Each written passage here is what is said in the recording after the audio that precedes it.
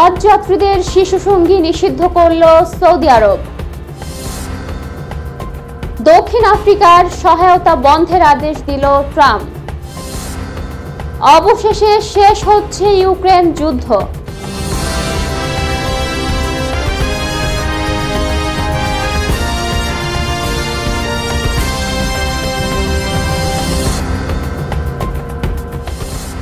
আসসালামু আলাইকুম, আপনাদের সাথে আছি আমি নীলা ইসলাম।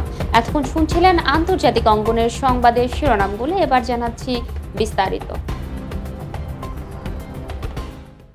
2025 সালের হজ মৌসুমে হজ যাত্রীদের সঙ্গে শিশুদের সঙ্গী হিসেবে নেওয়ার উপর নিষেধাজ্ঞা আরোপ করেছে সৌদি আরব। দেশটির হজ ও ওমরা বিষয়ক মন্ত্রণালয়ের এক বিবৃতিতে এই নিষেধাজ্ঞা আরোপের ঘোষণা দেওয়া হয়েছে। মধ্যপ্রাচ্য ভিত্তিক সংবাদ মাধ্যম গালফ নিউজ এক প্রতিবেদনে এর তথ্য নিশ্চিত করেছে। মন্ত্রণালয়ের বিবৃতিতে বলা হয়েছে, প্রতি বছর তীব্র ভিড়ের কারণে সৃষ্ট ঝুঁকি থেকে শিশুদের সুরক্ষা নিশ্চিত করাই এই সিদ্ধান্তের মূল লক্ষ্য। হজ যাত্রার সময় শিশুদের সুস্থতা বজায় রাখা এবং যে কোনো ধরনের ক্ষতির মুখোমুখি হওয়া এড়াতে এই পদক্ষেপ নেওয়া হয়েছে। সৌদির হজ মন্ত্রণালয় বলেছে, চলতি বছর হজে অংশগ্রহণের জন্য তাদের সর্বদা অগ্রাধিকার দেওয়া হবে যারা এর আগে হজ করেননি। চলতি বছরে হজের নিবন্ধন নুসুক অ্যাপ এবং সৌদি আরবের সরকারি অনলাইন পোর্টালের মাধ্যমে করা যাবে। ইতিমধ্যে সৌদির নাগরিক ও বাসিন্দাদের জন্য আনুষ্ঠানিকভাবে এই দুইটি মাধ্যম নিবন্ধন চালু করা হয়েছে। হজযাত্রীদের তথ্য যাচাই বাছাই, সঙ্গীদের যুক্ত করা এবং মাহরাম পরিবর্তনের অনুরোধ অনলাইনে অথবা নুসুক অ্যাপের মাধ্যমে জমা দিতে হবে। এদিকে হজ প্যাকেজ বিক্রয়ের আগে নিজেদের প্রস্তুতির উপর জোর দিয়েছে সৌদির হজ ও ওমরা মন্ত্রণালয়।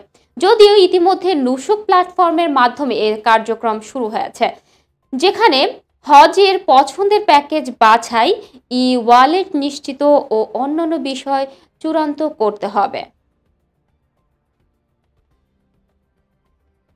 এদিকে দক্ষিণ আফ্রিকায় মার্কিন সহায়তা বন্ধে নির্বাহী আদেশ দিয়েছেন মার্কিন প্রেসিডেন্ট ডোনাল্ড ট্রাম্প। গত শুক্রবার এক বিবৃতিতে নির্বাহী আদেশে এই সহায়তা বন্ধ করেন তিনি। খবর রয়টার্সের প্রতিবেদনে বলা হয়েছে, দক্ষিণ আফ্রিকার আইনে শ্বেতাঙ্গ কৃষকদের জমি বাজেয়াপ্ত করার বৈধতা সমালোচনা করার সহায়তা বন্ধের আদেশ দেন ট্রাম্প। এর পরিপ্রেক্ষিতে নির্বাহী আদেশে বলা হয়েছে, দক্ষিণ আফ্রিকার সরকারকে ক্ষতিপূরণ ছাড়াই জাতিগত সংখ্যালঘু আফ্রিকানদের কৃষি জমি বাজেয়াপ্ত করার বৈধতা দেবে। ট্রাম্প দাবি করেছেন, জানুয়ারিতে পাশ হওয়া আইনের মাধ্যমে শ্বেতাঙ্গদের জমি বাজেয়াপ্ত করেছে দক্ষিণ আফ্রিকা। এতে ক্ষতির সম্মুখীন হয়েছেন দক্ষিণ আফ্রিকার সরকার বৈষম্য সৃষ্টি হয়েছে, যা সহিংসতাকে উস্কে দিচ্ছে। তবে এই অভিযোগ অস্বীকার করেছে জোহান্সবার্গ। ইরান, ইসরায়েল সহ মধ্যপ্রাচ্য নিয়ে যুক্তরাষ্ট্রের নীতির সঙ্গে দ্বন্দ্বের কথা উল্লেখ করেন ট্রাম্প। ইসরায়েলের বিরুদ্ধে গণহত্যা এবং ইরানের সঙ্গে সম্পর্ক বাড়ানোর দক্ষিণ আফ্রিকার বিরুদ্ধে ক্ষোভ প্রকাশ করেন তিনি।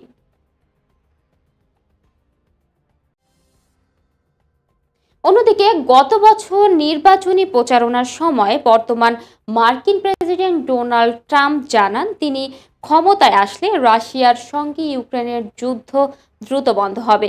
এছাড়া বিভিন্ন সময় ট্রাম্প বলেছিলেন, তিনি ক্ষমতায় থাকলে ইউক্রেন রাশিয়ার যুদ্ধ হতো না। তবে ট্রাম্পের দ্বিতীয় মেয়াদে ক্ষমতায় নেওয়ার এক মাসের মধ্যেই জল্পনা চাউর হয়েছে, এই শীঘ্রই ইউক্রেন যুদ্ধ কি তাহলে শেষ হচ্ছে? নিউ ইয়র্ক পোস্টের প্রতিবেদনে বলা হয়েছে, ট্রাম্প দাবি করেছেন যে তিনি ইউক্রেনের যুদ্ধ শেষ করা নিয়ে আলোচনার জন্য টেলিফোনে রাশিয়ার প্রেসিডেন্ট ভ্লাদিমির পুতিনের সঙ্গে কথা বলেছেন। শুক্রবার মার্কিন প্রেসিডেন্ট ডোনাল্ড ট্রাম্প তার ব্যক্তিগত আকাশযান এয়ারফোর্স ওয়ানে দেওয়া এক বিবৃতিতে বলেছেন, সাধারণ জনগণের লাশ দেখা বন্ধ করতে চান পুতিন।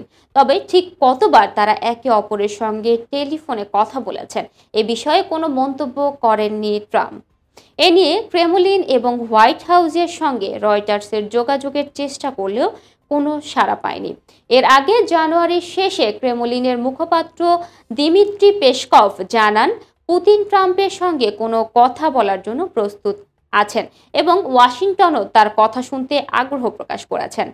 ট্রাম্প জানিয়েছেন আগামী সপ্তাহে ইউক্রেনের প্রেসিডেন্ট ভ্লাদিমির জেলেনস্কির সঙ্গে যুদ্ধ শেষ করার বিষয়ে আলোচনায় বসবেন। আগামী 24 ফেব্রুয়ারি ইউক্রেনের যুদ্ধ শুরুর 3 বছর পূর্ণ হবে, যেখানে হাজার হাজার মানুষ মারা গেছেন। তাদের অধিকাংশই ছিল ইউক্রেনের সাধারণ জনগণ। ট্রাম্প আরও বলেন, পুতিনের সঙ্গে সর্বদাই তার ভালো সম্পর্ক ছিল। ইউক্রেন যুদ্ধ শেষ করার জন্য একটি পূর্ণাঙ্গ পরিকল্পনা প্রস্তুত করেছেন ইতিমধ্যে, তবে বিস্তারিত কিছু জানাননি তিনি।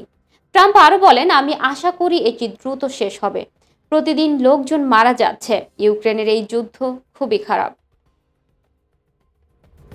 দর্শক, এই ছিল এখনকার মতো। পরবর্তী সংবাদ দেখার আহ্বান জানিয়ে এখানেই শেষ করছি। ধন্যবাদ সবাইকে এতক্ষণ সাথে থাকার জন্য।